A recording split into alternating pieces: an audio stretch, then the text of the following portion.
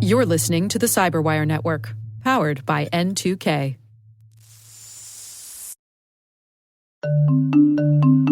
When it comes to mobile application security, good enough is a risk.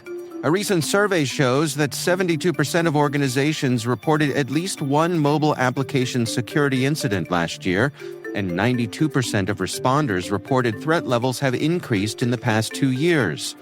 GuardSquare delivers the highest level of security for your mobile apps without compromising performance, time to market, or user experience. Discover how GuardSquare provides industry-leading security for your Android and iOS apps at www.guardsquare.com.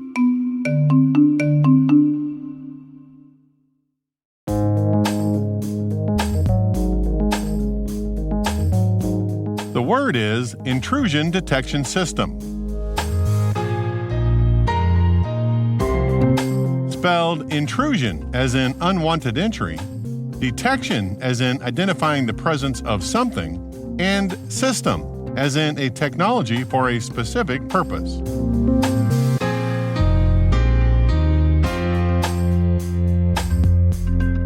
Definition: a system that monitors for malicious or unwanted activity and either raises alerts when such activity is detected or blocks the traffic from passing to the target.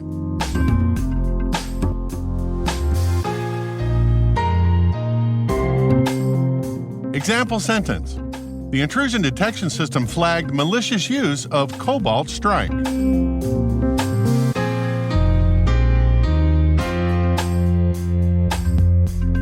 Origin and context. Dr. Dorothy Denning is one of the early computer science and security pioneers. According to Purdue University, where she received her PhD, Denning's early research in the 1970s and 1980s laid the early foundations of cryptology, information warfare, and data security. She published one of the early college textbooks on cybersecurity in 1982, and she invented the idea of lattice-based access controls, LBACs, an early model for restricting access to data in 1975. But in 1984, she and a colleague, Peter Neumann, developed the first intrusion detection expert system, IDES, for SRI International, which could analyze host and network data. 2 years later, in 1986, she published her paper, An Intrusion Detection Model, which laid the foundation for the first commercial intrusion detection tools. Today, intrusion detection systems can be either host-based or network-based and look for malicious intrusions either with known signatures or by looking for anomalies.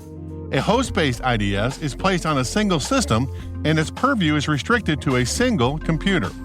A network-based IDS inspects traffic traversing across the entire network.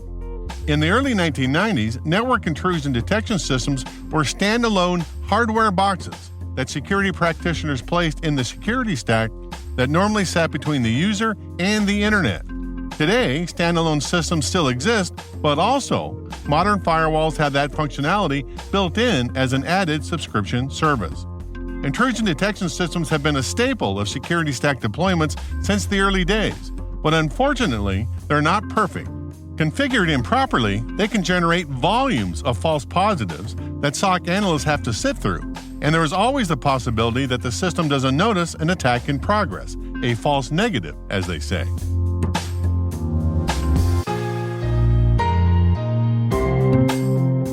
Nerd reference.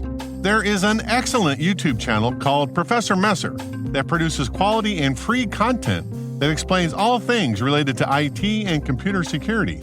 If you're studying for some certification, browsing the shows on the Professor Messer channel might well be worth your time. In 2017, James Messer, the host, did a segment on intrusion detection systems. Many security professionals incorporate a network-based intrusion detection system, or IDS, or a network-based intrusion prevention system, or IPS, on their networks. This is designed to watch traffic going through the network, and if this device identifies an exploit against an operating system, it identifies a buffer overflow, a database injection, a cross-site script, it's either going to inform you that that happened if you're using an IDS, or block the traffic if you're using an IPS. There are many different ways to engineer your IPS into your network. One way is to configure it as a passive monitoring device. This means that the IPS will receive a copy of the traffic and be able to then make a decision on what to do once it's received that information.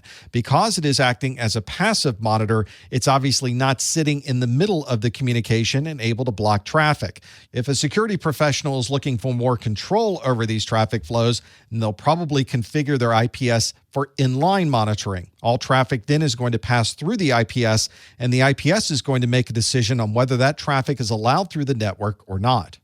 There are thousands of rules that you can configure, and it's up to you to enable the rules that are important for you and then determine what the disposition of each one of these rules is going to be.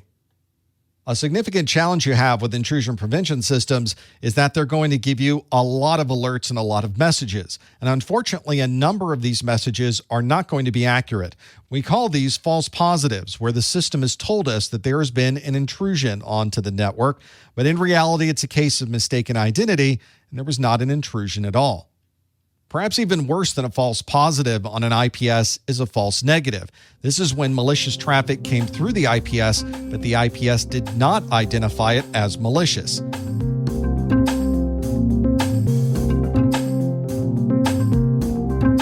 Word Notes is written by Tim Nodar, executive produced by Peter Kilpie, and edited by John Petrick and me, Rick Howard.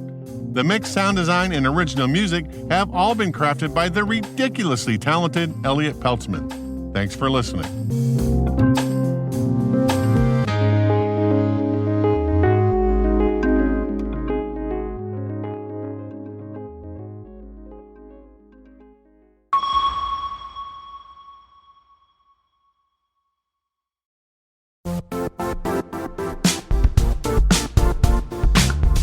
If you only attend one cybersecurity conference this year, make it RSAC 2026.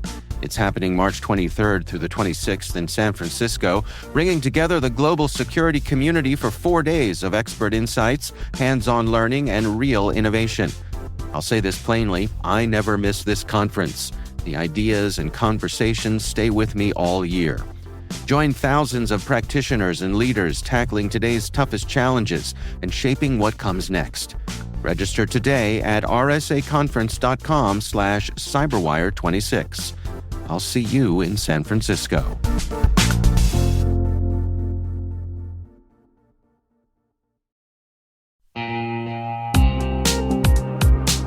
Ever wished you could rebuild your network from scratch to make it more secure, scalable, and simple?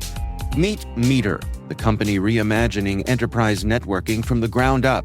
Meter builds full-stack, zero-trust networks, including hardware, firmware, and software, all designed to work seamlessly together. The result? Fast, reliable, and secure connectivity without the constant patching, vendor juggling, or hidden costs. From wired and wireless to routing, switching, firewalls, DNS security, and VPN, every layer is integrated and continuously protected in one unified platform. And since it's delivered as one predictable monthly service, you skip the heavy capital costs and endless upgrade cycles. Meter even buys back your old infrastructure to make switching effortless. Transform complexity into simplicity and give your team time to focus on what really matters, helping your business and customers thrive. Learn more and book your demo at meter.com/cyberwire. That's METER.com/cyberwire.